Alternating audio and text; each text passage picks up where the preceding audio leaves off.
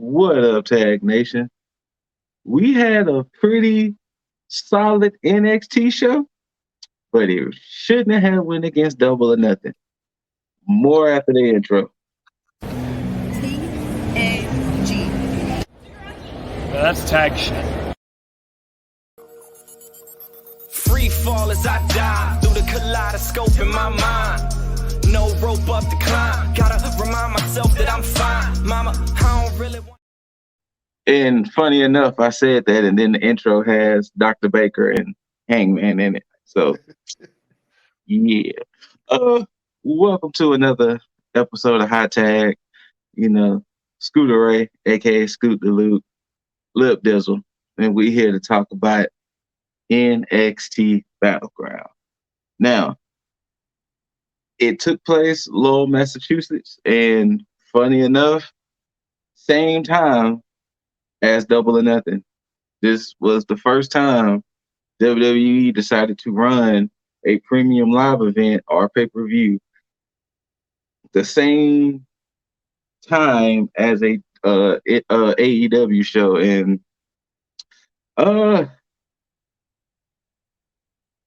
it wasn't the best decision to make. No, Because with Double or Nothing being such a stacked card, it definitely was not the decision to make. And not to say that NXT Battleground was trash, because it was a very solid show. It was just you decided to run it at the same time as Double or Nothing. Like, that was the weird part. Like, they didn't move it, they didn't budge. They was like, nah, it's gonna happen. And it was like, all right, cool. If the show failed, the show failed. They was like, if they die, they die. It was like, all right, cool. All right, well, first matchup, North American Championship, Champ Wesley versus Joe Gacy versus Tyler Bate. Them boys went out there. Hold on 1 second. I think Dizzle said it best. There is need to acknowledge the fact that Wesley is the best North American champion there is. Let me put some respect on the match right quick and give y'all that graphic. But yeah, Wesley coming in as champ. His two opponents, Joe Gacy, Tyler Bate. This match had an interesting backstory because Wesley and Tyler Bate had this little friendship. Joe Gacy basically was coming after West saying, it's time for me to have some gold. It's time for me to look out for myself. And I want that belt, fam. And through all of that, he was exposing the fact that Gacy was exposing the fact that, well, you need to check your boy Bate, because Bate might not be who you think he is in all of this. And there he goes, ladies and gentlemen. Bate might not be as who you think he is. And from that, it led to Wesley like, look, I can't trust anybody. So Wesley was like, fuck it. I'll fight you both. I'll fight you both.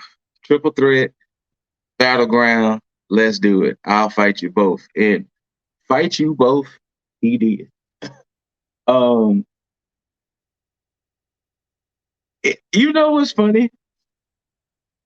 When Nash Carter got released, we all thought West might be doomed. But damn it, Nash Carter leaving probably proved the best thing for Wesley. I was thinking about this. I don't know if you touched on the aspect of what I said last night about arguably being the greatest. I mentioned it. Okay. I mentioned it, but I'm gonna let you expound upon it since it was your statement.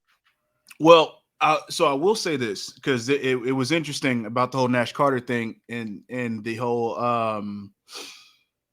MSK situation, because as the match happened and as I started to formulate the whole him being the greatest North American champion, I started thinking about the Rockers and the whole Marty Jannetty and Shawn Michaels situation, and how this is almost akin to that, just not with the whole aspect of, you know, one turning on the other, but the unfortunate situation in releasing of Nash Carter, and the fact that they capitalized on an unexpected Wes Lee, because he did kind of float for a little bit, and there was really no idea what was going to happen, because I think during that time,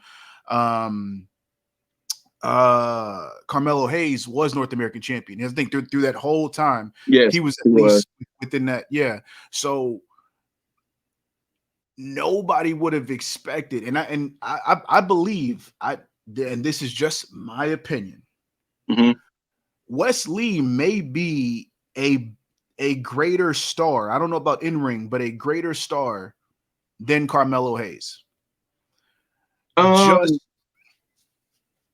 I could see that from the standpoint of wrestling, but I think the one thing Hayes has over Lee is his charisma. Hey, I feel like Hayes' charisma, because, you know, Wes Lee is going to always come off as the underdog, the guy, you know. Carmelo Hayes, even if he comes in undersized, underweight, he's going to always be like, I'm him. Correct. You know, so, and I think that's the one thing that Hayes is going to have over Lee, is the fact that Lee has those wrestling abilities, you know, with a guy his size, you know, he can wrestle, but he does the flips and things like that. While Hayes, he has, you know, some dive moves and things like that, but he has that charisma about him. So I agree with that. 100%. The one thing that strikes me, that strikes a chord with me with Wes Lee, is he's the one thing that a Shelton Benjamin should have been. He's the one thing that a Ricochet should have been. He's the one thing that a Kofi is without the need for a New Day. Because Wes Lee has this organic connection with the fans. Like if you look at any of his matches, and this is why once he won, because of course I picked him to lose last night, but when he won is when it clicked, because it's not so much as the underdog thing, it's the fact that you believe his fight. Whenever he goes into a match, it's like you believe that he's going in there, and it's heart. There it is. It's heart.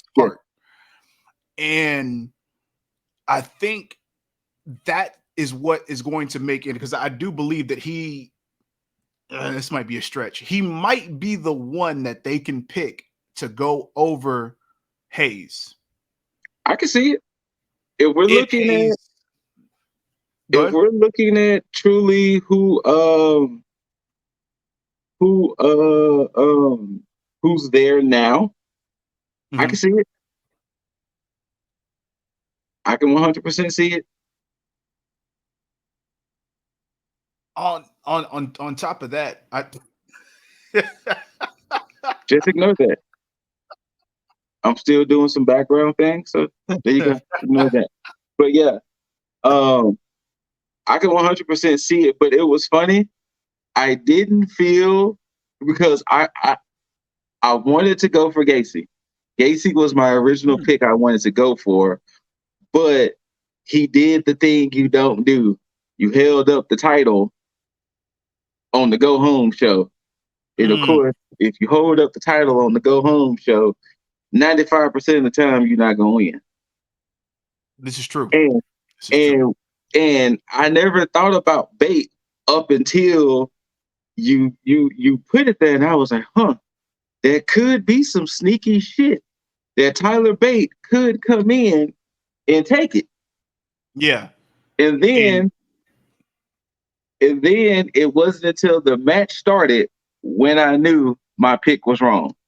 Because I don't know if you heard the commentary, because I know you was watching because I know we were both watching both shows at the same time.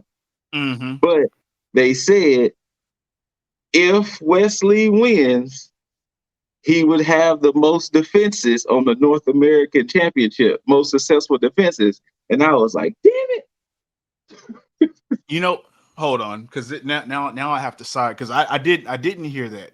Yeah. But now I have to sidebar, because this is some WWE shit that's been pissing me off, because it's caused now with this situation, I'm not mad at it, because Wesley, again, I stand by my comment, arguably the greatest North American champion at this point. I agree. But WWE has made a lot of decisions that were completely unnecessary just for the sake of a record or history making moment, i.e., Roman, Bianca. Mm-hmm. I'm sure there's somebody else in there. Usos, technically. Usos. I'm not too well. You know, I can still be mad at that. It just they pulled the trigger on the Usos at the right time. I can give them that. But there are plenty of other times where Usos could have completely lost and it not been an issue. But and again, I still haven't forgotten. I'm gonna make that video probably after Raw, because I got to see how they're gonna play things out. But the Roman thing and the Bianca thing, because two things that could have been taken care of at Mania, but for the sake of them pushing a record in history making moment, you know, they delayed on the decision that could have been made. But with this, you're right. If I would have heard it, I would have been like, fuck. Yeah, right when I heard that, that's when I was like, well. And then, of course, you know, throughout the course of the match, then it was kind of like, okay, maybe Bate could sneakily win it, but nope. And, you know, I'm going to say this. Them letting Wes have that finisher, that cardiac kick, that finisher is perfect the way he hits that shit. Yes. The way he hits that cardiac kick, oh my God. It's funny because as many times as I keep saying, like these past mid-card champions, Shelton and Kofi, the moment that you say that is the moment I think about how Kofi used to hit the Trouble in Paradise. Yep. Back in his prime, because right now I don't think he hits it as much the right way. Before, he used to just it was a timing thing. Yeah. And the fact that the way he times that cardiac kick is beautiful. But yep, Wesley gets the dub. Now at this point, I don't know who I can see take it from him. Because when we get to the next match, I'm gonna tell you why I went with the champ in the next match. But I don't know who could potentially take it from him now, because I thought Axiom was gonna do it. Especially when, you know, they had the Fatal 5-Way and then they had the one-on-one match. So now at this point, I don't know who's going to be the one that's going to take the belt off of Wes, but I have a feeling it's going to be one of the ones where we're going to be like, okay, interesting choice. So it will definitely be interesting to see. But yeah, Wesley, the cardiac kid, still your North American champion. And then next up, we had the Heritage Cup, Noam Dar. Well, sorry, the Supernova, Noam Dar versus Dragon Lee. And the Heritage Cup, I don't remember all the rules, but it is very similar to the Pure Championship that Ring of Honor has, except that it's 6 3-rounds. It's 6 3-minute rounds. 2 falls in. If you knock out your opponent or get disqualified, the match automatically is over. I forgot how ring outs and rope breaks and all that works as well, but that's the thing with the Heritage Cup. And this was actually my first time watching a Heritage Cup match, because I didn't get a chance to see any when it was still in NXT UK. So this was actually my first time seeing a Heritage Cup match and seeing, you know, how it operates and everything. And it wasn't bad. I went with Dar because Dragon Lee's corner man is going to be the one to take it from Dar. That's the reason why I went with Dar, and Dragon Lee's corner man is Nathan Frazier for the people who didn't watch. And Oliver Carter, well, that's not his name now. Oro Mensah, it was Dar's corner man. But yeah, I had a feeling Nathan Frazier was going to be the one that's going to take it from Dar because the way they've been building it as of late. Now, how did you feel about the match and the rules and everything? So with the I actually like the Heritage Cup better than the Pure Championship. Okay. As far as the match wise, because with the Pure Championship, you know, they got judges and stuff for that. Yeah. And with the Heritage Cup, it's able to be ran in a more streamlined way without the need for judges or shenanigans. Like it's standard, and I like it because it's easy to follow, and you can easily pick up and watch a match without thinking, oh, okay, well, what kind of BS is going to be pulled here, or who's going to be biased in the situation. The reason I picked Dragon Lee was pretty fucking standard, is the fact that they haven't really been doing too much with them, and I was like, okay, well, this is a give me for him. I did think just like you, once the North American Championship match was over and I had my pick in mind for the Heritage Cup, I was okay, Dragon Lee is going to win this. Noam Dar is going to be able to bounce back and then probably challenge Wesley for the title. But I didn't expect what happened here. It was a good match. I'll give them that. They were able to follow through with this match as a whole, even with the shenanigans at the end. They didn't allow it to overtake everything. They waited for that last moment for it to actually come to a head, and then, you know, run it the right way. But I think the way that they played it out from beginning all the way up until the shenanigans happened, it was still worthy of being called, you know, a solid match with these two. Now, I don't like Lash Legend. I can't fucking stand her. So there's nothing wrong with Lash. I just it doesn't do it for me. Okay. That and Quincy. I just can't stand either one of those two. I can't stand either one of those. So it's difficult for me to watch either one of them come on screen. Because again, as much as, and I know this is another sidebar, as much as people, you know, have the backlash against Patrick Clark, aka Velveteen Dream, you can't just bring a character in that's almost just like it and then expect me to be like, oh, okay. No, it was done better a certain way. But anyway, I know we went on a sidebar real quick. My issue with Quincy is that he went from one way to another way, and it was like, oh, this is what we do? All right, bet. Okay, cool. Exactly. Cool. But I've never liked Lash Legend. I always thought it was just ridiculous and a forced situation, and I can see what they're doing here, and it's probably going to end up turning around for a lot of people that don't like her, including me. Yeah. But as of right now, I thought they should have kept her paired with Pretty Deadly. I think that would have been solid. But you know, of course, I mean, but they would have had to bring her up too, though. And I don't know how well that would have worked. True. But with this, it's so out of left field, especially with the whole Noam Dar thing. Yeah, it did just kind of come out of nowhere that Jakara and Lash just came out there to help Noam win, and it was like, oh, okay, cool. And it could work. And I think that's why I said that this is something that could probably turn people around, is because it has a chance of actually working. But as far as my opinions, good match, good angle. I'm behind it.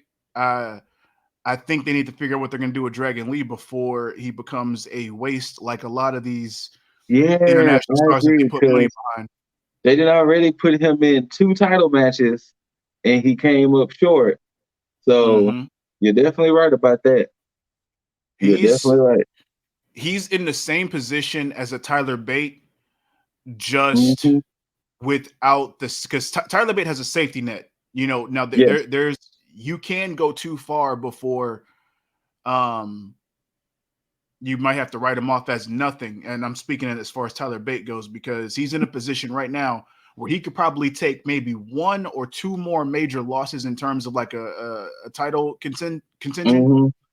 before you have to say, okay, this is a waste. Yeah, So I they can got to agree with figure out that. what they're going to do. But Dragon Lee, you don't have that lifeline. He's way too No, fresh as far as NXT goes before you put him in the same category as a and then y'all made this fuss too, bringing him in. exactly. So yeah, they're gonna have to figure out what they're gonna do. All right, and so yeah, Noam Dar retains, and next match, if you want to see some violence, we got some violence for you. We had the last man standing, the Mm-hmm. Seed Bar, Ilya Dragunov versus Dijak. As y'all who follow me knows that I call him Dijak because he looks like Cobra, and you got to say his name with conviction. Um, so this is going to sound a little hypocritical, and I know this. Mm. The violence in this match, I prefer more than the violence that we saw in Anarchy in the Arena, which that'll come at another review. I could appreciate the violence shown here because it's not just a blood fest or it's not just a spot fest in a sense. It's, Mm-hmm. do I want to say it's a more believable violence? I don't know. It's kind Yeah. of weird to describe it No, because I do enjoy you're both right. things, but yeah. Um, so for those who didn't know, the story behind this match was that they crossed each other's paths and neither one of them could get the other one to break. And they even had a whole 3 segments 2 NXTs ago where Dijak was literally torturing Dragunov and Dragunov wouldn't give up. And it led to a last man standing match. And here we are. Dijak, who's, his own brand of justice. Ilya, who's like, I'm unbreakable. Well, we're going to see who breaks in this last man standing. And some spots in this match, I was like, I don't think I'm gonna take that. I think I'm good. Like, I don't know. It takes a special kind of human being who will be like, hey, put me in the corner and just whack me a few times with a kendo stick with all your might. Yeah, and I'm cool. I'm cool. And the fact that when the match was all said and done, you can visibly see the damage on both opponents. Mm-hmm. And it was like, oh, y'all for real, for real. Like, oh, y'all really gonna do this. Um, they had some great spots, both of them was just tough as hell. But ultimately the match ended with Dragunov. He does his kind of falling forearm strike on while Mm-hmm. the opponent is prone to the ground, and he realized he had to take it a step further with Dijak to where he had slid a chair underneath him, jumped off the steel steps that was in the ring, hit it to him again, and it was like, nah, fam. And they was both down, but Ilya got up around 8, and Dijak was still down, and boom, Dragunov proved that he is unbreakable. And all I can think to myself is they gonna need mad creams, tonics, whatever, because them boys is hurting. Them They boys gonna have. is hurting. I'm good on that. Yeah, I'm yeah. good on that. But them boys is Um, hurting. What you got, Jessel? I 1000% agree with you in Yeah. terms of the violence and the believability aspect of it.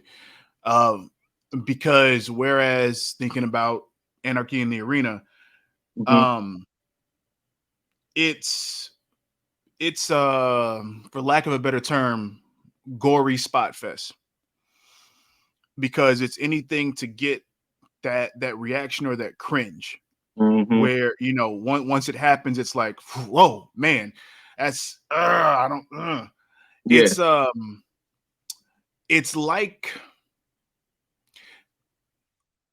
it's like watching an Evil Dead versus watching a Saw movie, Yeah. because you'll have Evil Dead where it's like they're gonna give you all the shit that's gonna make you just not want to look at the screen, and then Hmm. Saw is like, all right, how are we gonna get from A to B? There's a reason that this is playing out this way, you know.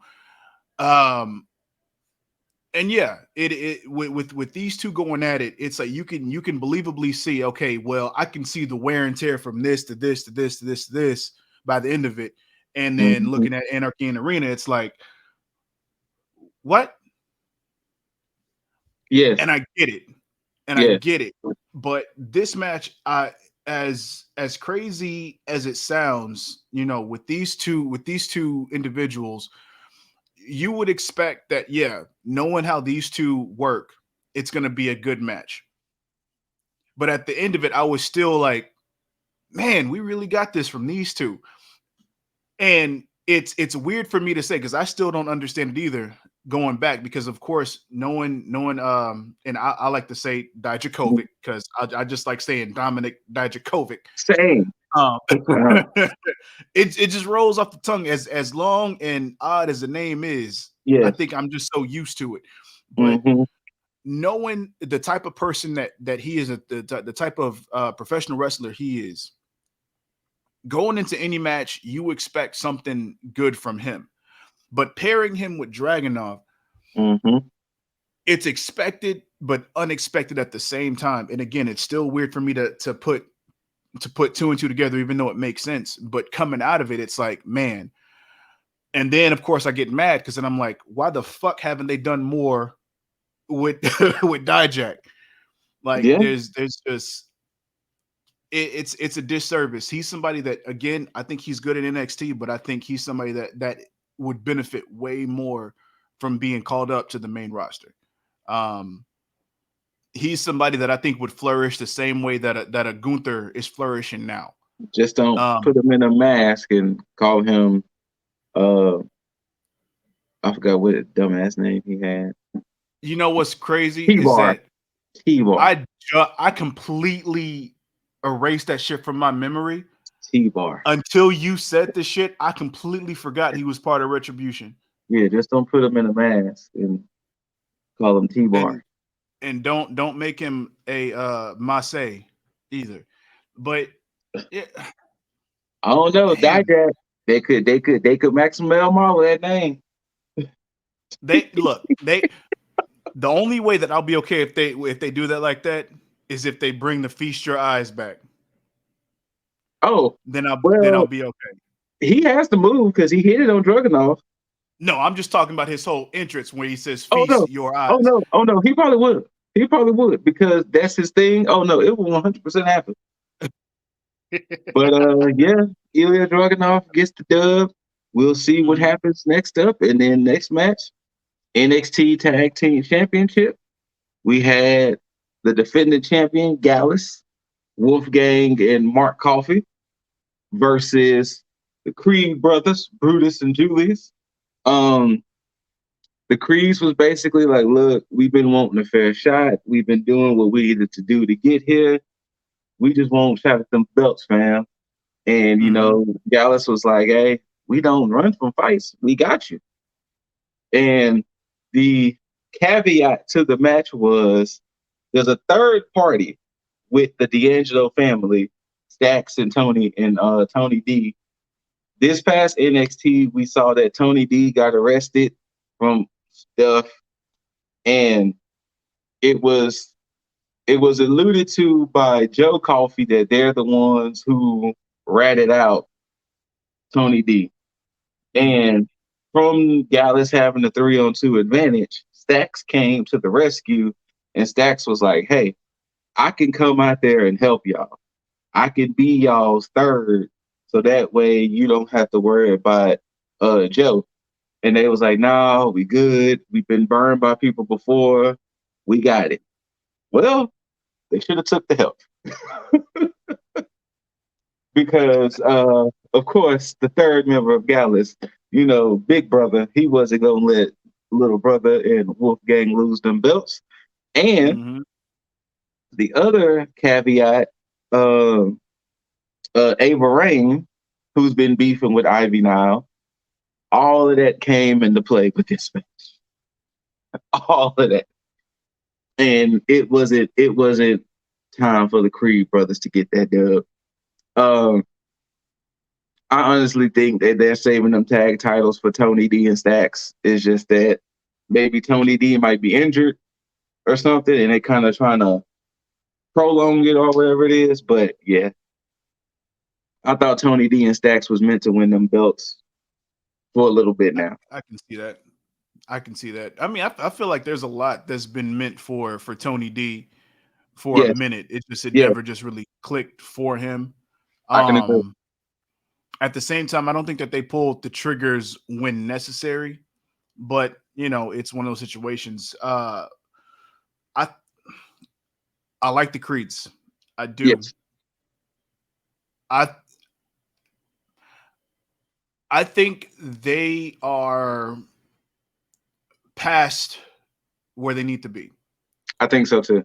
I think they're at the point where they can be called up now. I think it's not a bad situation for them. I just think that they've been able, and I've no pun intended, but I think that they've been polished enough to the point to where I think they get it. Yes. And I think that they can easily be put and slotted into a quote unquote rising star mode. The same way that Shelton Benjamin and Charlie Haas was, ironically enough, with them. I think that it's their packaging, their attitude, their in-ring ability. I believe that they could be probably one of the greatest tag teams in WWE. And as far as Gallus goes, they're as good as they are. I think they're meant for a certain type of match style. And I think when you put them in with the Creeds, like you're asking for a solid, just, pillar to post mat style. We're going to just beat the shit out of each other. Yeah. And I think with Gallus, like you really just need them to have fantastic dancing partners, which is why I hate that GYV is in the situation that they're in, because that would have been that's a fantastic feud right there. I mean, they had a fantastic match on NXT like 2 weeks ago. Yeah, so was it 2-3 weeks ago when the guy went against them for the tag titles? Like it was a great match. And this is what we need. We need more like that. And I think this is the era that we should be in as far as tag teams go, is get the necessary tag teams in there as dancing partners for Gallus, and then just go ahead and call the Creeds up, have the Creeds just go in there and give the main roster a fresh coat of paint, and then be good from there. That's why this was probably one of my least favorite matches. Not that it was a bad match, it's just the fact that I can agree. It was a mismatch. And for the people who's been watching when I do my reviews, this never felt like a title was going to change. I never felt that the Creeds were going to win. It never felt that way. Never. So, but Gallus retains, and we'll see what's next. We'll see how this whole little triangle plays all out. But I think the belts are really meant for Tony D and Stacks. And next up, the biggest no-brainer of the night to determine the vacant NXT Women's Championship, we had Lyra Valkyria versus Tiffany Stratton. And, like I said before, WWE was going through their tournament arc. And with Indy Hartwell relinquishing the NXT Women's Championship, they had a tournament. They had a tournament to decide who was going to fight for the vacant women's title. Lyra won on her side. Tiffany won on her side. Battleground was the meeting place to determine the champ, and this was the biggest no-dub of the whole night. Like, the moment this match was announced, it was the biggest dub. Like, Tiffany's gonna be a star. If Tiffany doesn't do anything controversial or get hurt really bad or anything like that, Tiffany has potential of being a star. This is true. Because shout outs to my brother T.A.G. He was saying it's weird looking at Tiff because you feel like she belongs in the Divas era, but she doesn't because, for those who was watching WWE back then, the Divas era didn't have too many women that wrestled. Correct. So she feels like she belongs in the Divas era, but doesn't at the same time, and that's what makes her so unique. But she has it. Like, she has the star power. She has the charisma. Is that I hope there's someone having in the back of their mind of what we should do when Tiffany comes into the main roster. Like, don't just put her on the main roster and be like, go figure it out. Yeah. She is, ironically enough,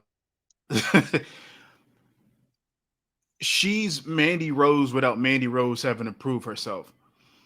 And I say that because the presentation is that of a Divas era superstar, but then her in-ring ability is that of, I don't want to say, because as much as I hate Charlotte is a fantastic professional wrestler.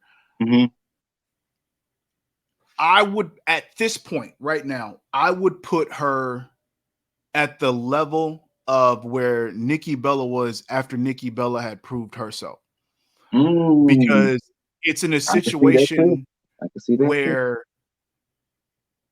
and I only say it because it's like a respect that's gained, because once Nikki Bella kind of broke away from the whole Bellas thing, and you kind of seen her stand on her own, you can see the difference between her and Brie. And the moment that people saw that and she became believable is when people were behind her 100% and was like, yep, we can see that she belongs here. And that's where I see Tiffany Stratton is now. She's in a position where people believe her that she belongs there, versus when she first came in and she was like, well, daddy this and blah blah blah blah blah. You could tell that injury helped, because she was able to go home and kind of fine tune, kind of make sure the screws was good and everything. She was able to fine tune the character to where she's still kind of the rich, prissy girl, but it's not the whole, well, daddy say I can have whatever I want. It's more like, ew, get away from me, y'all are gross. Like y'all, Roxanne, you really believing in this whole power of friendship thing? That's kind of gross. She's like that now more than the whole daddy this, daddy that. Is kind of, and then now, honestly, I'm gonna say this: they've never done it in NXT, but they should grant this. Give her a custom title.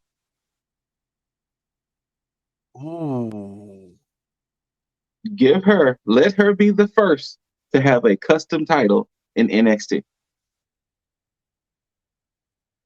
I'm with that. The moment she won it, I was like, they should give her a custom title. I'm with that.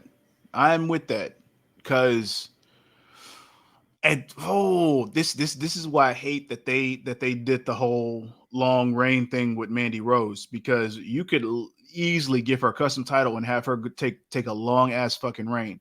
Yes. Because the this thing is like, is, if we're looking at the women now, Mm. Roxanne didn't had it. She doesn't really need it again.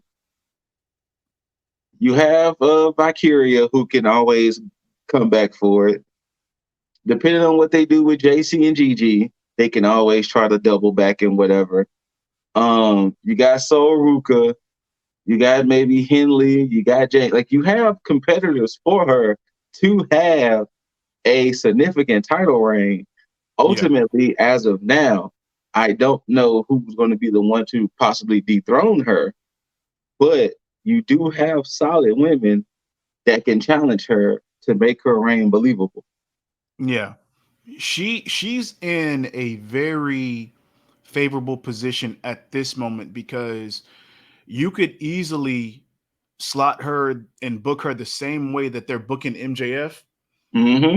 without having her do too much in ring work, because she can just do a whole bunch of character work, and then Mm-hmm. her character allows her to basically be like the spoiled pick and choose who you want to go up against versus having to be that fight, because everybody already knows, everybody believes that she can go. Mm-hmm. But just like with MJF, it's like her character allows her to not have to do it so much. And Mm-hmm. this is also perfect because it gives, and NXT has a fantastic women's division as far as promising prospects, where you can take the time and build up your next few stars, you know? And so, yes, give her a custom title and let Yeah, her just run with that shit. Yeah. For at least like 7-8 months. But yeah, this was the biggest no duh. And never at one point of this match, I thought Valkyria was going to win. Yeah. The moment she made it to the finals, I was like, well, this belongs to Stratton now. Well, I had no doubt. I said this on my predictions vid, Mm-hmm. where I said that it was an easy pick, because if you look at the brackets and you see how Lyra had who she went up against versus who Tiffany went up against, it was like, if you're gonna have her go up against these people, she's clearly the one that's winning this. Yeah. So yeah. You gotta think, Tiffany had to go through former champion Roxanne Perez. Lyra had to go through Cora Jade, former tag team champ in her own right, but still, like, nothing against Cora, but Tiffany had a more difficult time to get to the finals than Lyra did. Yeah, absolutely. And main event time, once again, probably the second biggest no duh, NXT Championship champ Carmelo Hayes defending against Braun Breaker. The story going into this was that, Hayes was trying to show Braun some love after their match. Braun turned heel, beat up Carmelo, beat up Trick, and he's been just running roughshod over the whole NXT roster, just spearing people, beating people up. And, he's now like, hey, pun intended, I'm a dog off the leash and I want my belt back. And once again, never did I think Carmelo was going to lose. No. Never. They had some great spots. I easily checked out of this match. Like, I did too. And I hate saying that because I love Carmelo. And this is the perils of having two fucking shows at the same time, because I'm trying to watch Hayes and Braun the same time the damn Four Pillars match is on. So what do you think is gonna happen? Yeah, they stood absolutely zero chance. And now with me, they stood zero chance because, and I'll hark back to the predictions video for NXT that I had. I talked about how I didn't like their first match between Braun and Hayes. You did say that. And it left such a bad taste in my mouth with how that went. that I didn't even care about the second match. Like, it wasn't a situation where it was like, oh shit, we got a classic here. Oh, I have to watch the second match.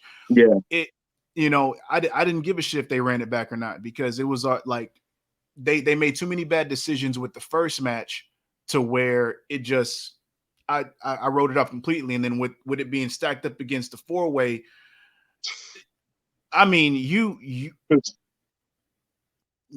asking me to turn it off, and it was already on mute, so it wasn't like I heard anything that would have been like, oh shit, let me pay attention. It was no. And Mello, you're my guy, 100%. Braun fucks with you too. I missed the original finish. I had looked up at the TV and I was like, oh shit, the match is over with. And thanks to the replays, I saw what happened because I was watching the Four Pillars match. I missed the original finish. And I had both sounds going at the same time, and I missed the finish originally. And you know what it was? The booking they did going into the first match was fine. It was the match they had, because they now tried to have a little man, big man match in a sense. And it was like, no, just go out there and fight that. Yeah. Like yes, Braun is bigger muscle wise, but it's not like Braun is like this. It's not like Brock and Cody type of thing. Yeah. It was that Braun just has more muscle over Carmelo. So it wasn't like he's such this dominant monster that, Hayes had to be scared of. Like, y'all literally had them on some sportsman type stuff the whole time. But then when the match happened, it was like something happened. Then now it would make sense to have that type of match the second time around, since Braun has been proven to be this unstoppable monster. Then now you'd be like, okay, Hayes might have to be a little worried. And it fell flat to me. Yeah, the first match I thought was okay, but the second match, it fell flat. And Melo still has a fairly solid build, so it's not not like Braun such this, Brock and Cody type stuff, or hell, even when Karrion Kross went against Adam Cole, it was like, ooh, should we be worried about Cole here? Because Kross is kind of big. That makes sense. But yeah, this one, and I'm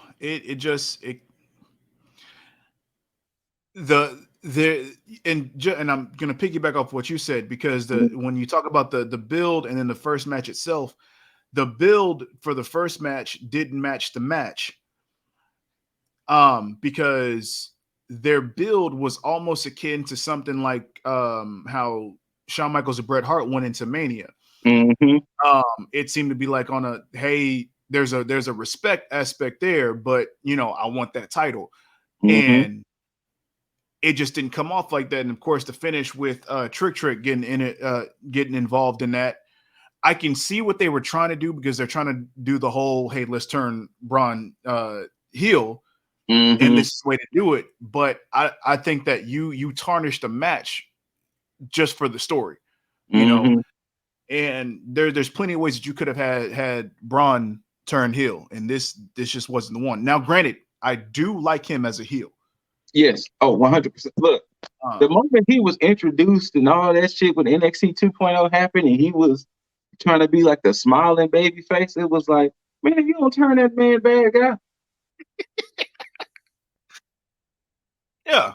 Like even his name screams more bad guy, or sorry, heel, than it does a face. Like the face run is cool, but like even the entrance looked better as a heel than it did a face. Yeah. How he came out with the mask on and everything, like all of that looked, the whole presentation looked better as a heel than it does face. Like put it in perspective, people. Karrion Kross with that whole entrance, and now Karrion Kross with that whole entrance as a good guy. You'd be like, you don't get that shit out of here. You're like, how you have this whole dramatic entrance with the music, talking about fall and pray, but you a face? Yeah, no. Bullshit. You got to switch it up completely. Yeah, exactly. So, you switch it up completely. You might as well put the gladiator gear back on. You're gonna do that? No. No. But yeah, like I said, it was a solid night. I would say the last man standing, the North American title match, and of course, finally Tiffany getting that dub. But Mhm. it was a pretty solid night. It's just you just help but to feel that this night was tarnished because of Double or Nothing was running at the same time. Yeah. Yeah. Now, That's in all honesty, what they really should have did, since Night of Champions came on at noon, they could have ran this Saturday night. they really could have. They And should I would have. have been A-okay with that. I would have I been would have A-okay been with that.